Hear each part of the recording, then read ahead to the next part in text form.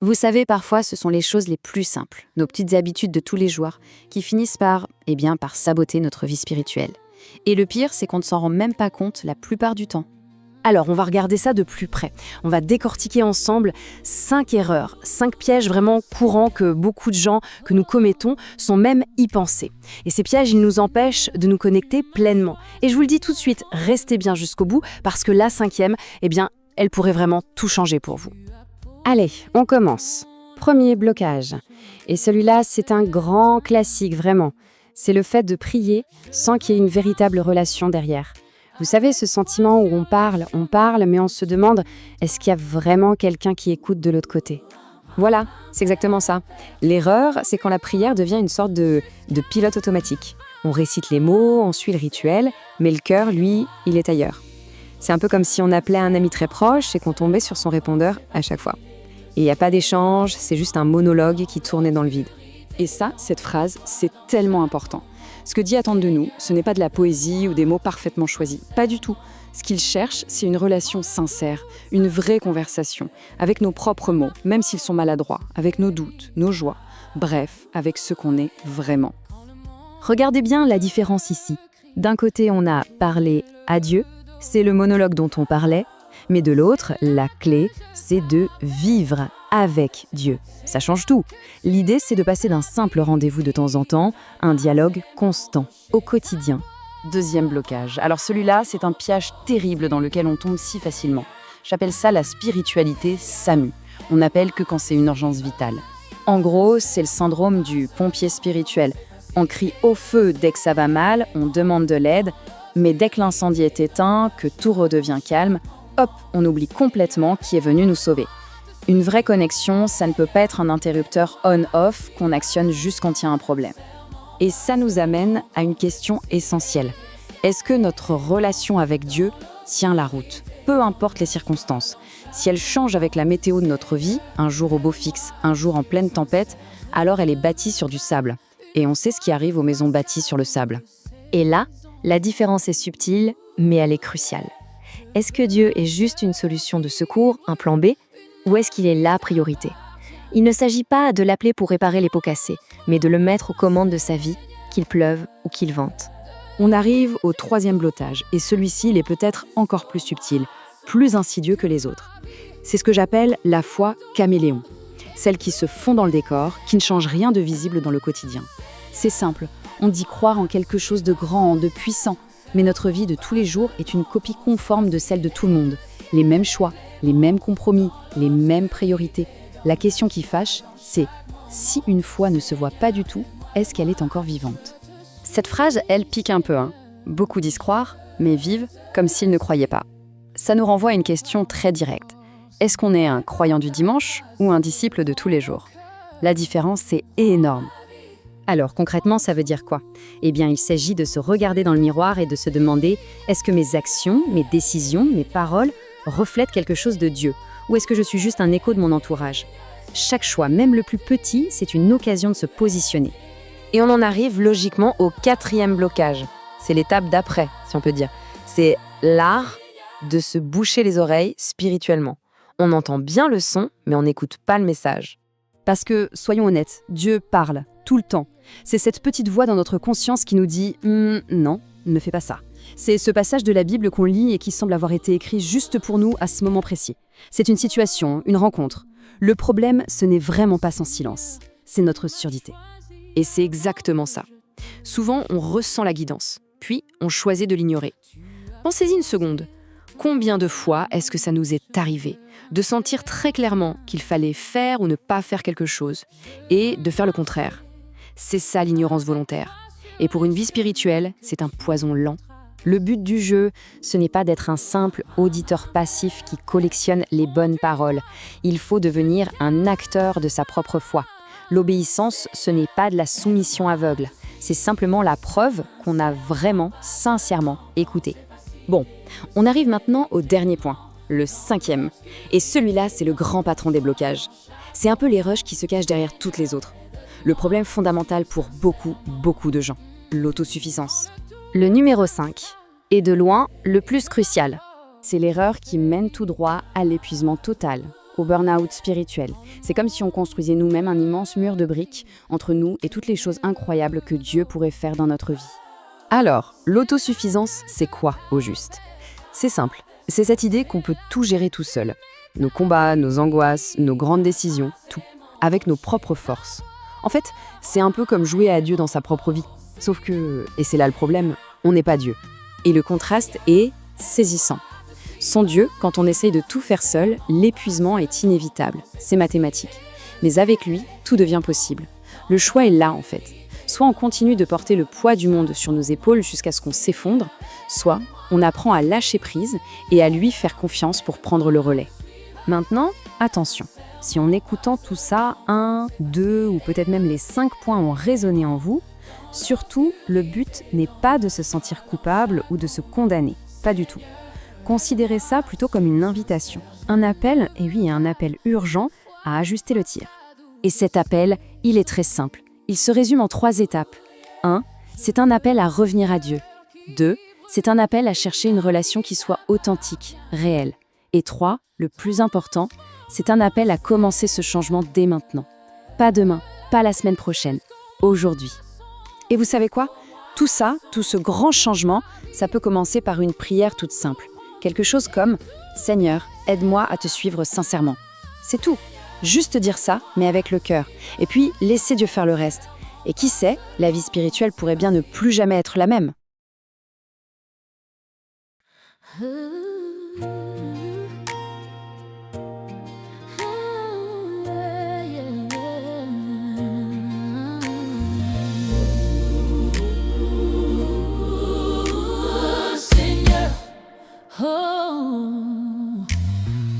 Seigneur, tu m'as choisi avant que je te cherche.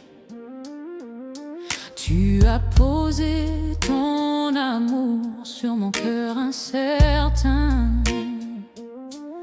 Je veux marcher avec toi sur les chemins que tu traces.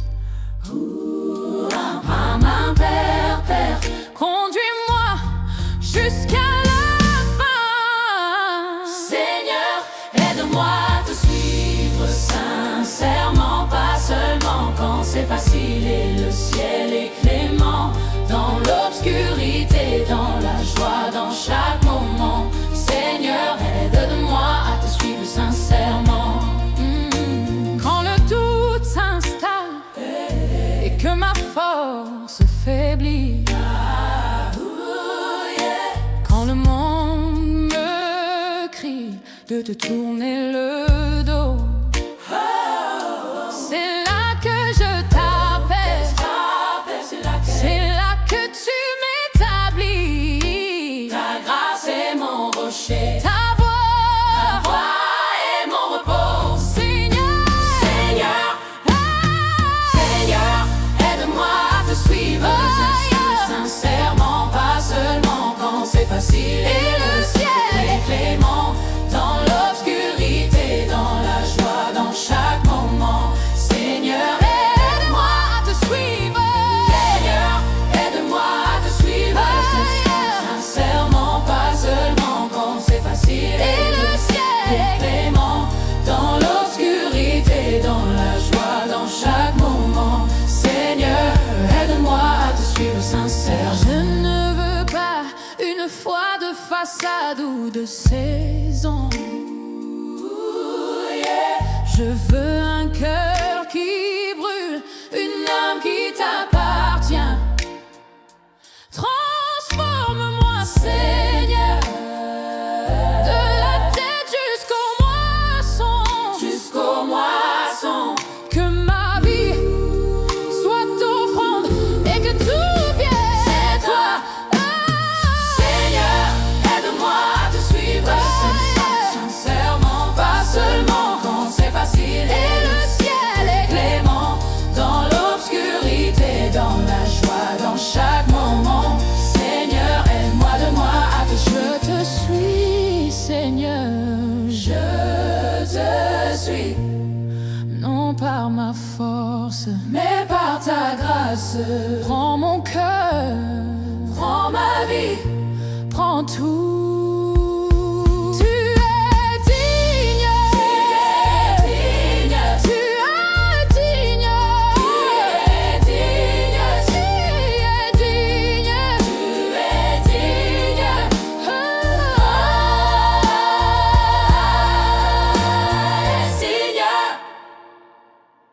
Bien-aimé, écoute ceci avec attention. Et si je te disais que certaines choses que tu fais tous les jours peuvent ralentir ta vie spirituelle, peuvent bloquer ta croissance, peuvent même t'éloigner de Dieu sans que tu t'en rendes compte. Tu pries, tu crois, tu vas peut-être à l'église, mais au fond de toi, il y a comme un vide, comme une distance, comme si quelque chose ne fonctionne pas. Aujourd'hui, Dieu veut ouvrir tes yeux, pas pour te condamner, mais pour te transformer. Beaucoup de chrétiens prient, mais très peu marchent réellement avec Dieu. Ils parlent à Dieu, mais ils ne vivent pas avec lui. La prière devient une routine, les mêmes mots, les mêmes phrases, mais le cœur est loin. Bien-aimé, écoute ceci. Dieu n'est pas impressionné par la longueur de tes prières. Dieu est touché par la sincérité de ton cœur. Tu peux prier 1 heure et être loin de Dieu. Et tu peux dire simplement « Seigneur, me voici » et toucher son cœur profondément. Dieu veut une relation vivante, une relation quotidienne. Pas seulement quand tu pries, mais quand tu marches, quand tu travailles, quand tu respires. Soyons honnêtes, quand tout va bien, beaucoup oublient Dieu. Mais dès que les problèmes arrivent, « Seigneur, où es-tu ? Seigneur, aide-moi » On cherche Dieu comme un secours, mais pas comme une présence constante. Mais écoute ceci, Dieu ne veut pas être ton dernier recours, il veut être ton premier choix. Une vraie relation avec Dieu ne dépend pas de tes problèmes. Elle doit exister dans la joie, dans la paix, dans le succès, dans le silence.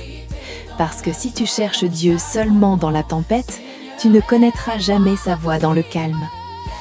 Aujourd'hui, beaucoup de chrétiens parlent comme le monde, pensent comme le monde, vivent comme le monde, mais veulent les bénédictions de Dieu. Bien-aimé, ce n'est pas possible. Être chrétien, ce n'est pas seulement croire en Dieu, c'est refléter Dieu. Dans tes choix, dans tes paroles, dans tes décisions. Tu ne peux pas suivre Jésus et suivre le monde en même temps. Il y a une différence. Une lumière ne peut pas vivre dans les ténèbres. Dieu parle. Oh oui, Dieu parle. Mais le problème, ce n'est pas que Dieu ne parle pas, c'est que nous n'écoutons pas. Il parle à travers la Bible, la conscience, les situations, le Saint-Esprit. Tu ressens quelque chose au fond de toi, une conviction, une direction, mais tu ignores, encore et encore, et à force d'ignorer, tu deviens insensible. Bien-aimé, fais attention. Chaque fois que tu ignores Dieu, tu t'éloignes un peu plus. Voici l'erreur la plus dangereuse. Beaucoup de chrétiens disent croire en Dieu, mais vivent comme si tout dépendait d'eux. Ils portent leurs problèmes seuls, ils prennent leurs décisions seuls, ils combattent seuls, et ils s'épuisent. Écoute ceci, Dieu ne t'a jamais demandé de porter ta vie seul. Sans Dieu, tu te fatigues, tu te perds, tu te décourages. Mais avec Dieu, tu trouves la force, tu trouves la paix, tu trouves la direction. La vraie vie chrétienne, c'est une vie de dépendance totale. Peut-être que tu t'es reconnu dans une ou plusieurs de ces erreurs, mais écoute bien, Dieu ne te condamne pas, Dieu t'appelle. Il t'appelle à revenir, pas à la religion, mais à une relation, pas aux habitudes, mais à une transformation. Ferme les yeux un instant et dis simplement « Seigneur, je reviens à toi. Je ne veux plus vivre loin de ta présence. Aide-moi à te suivre sincèrement chaque jour de ma vie. » Si cette parole t'a touché, écris en commentaire « Seigneur, je reviens à toi ». Like et abonne-toi. Mon amour sur mon cœur incertain. Je veux marcher avec toi sur les chemins que tu traces. Ma main, Père, conduis-moi jusqu'à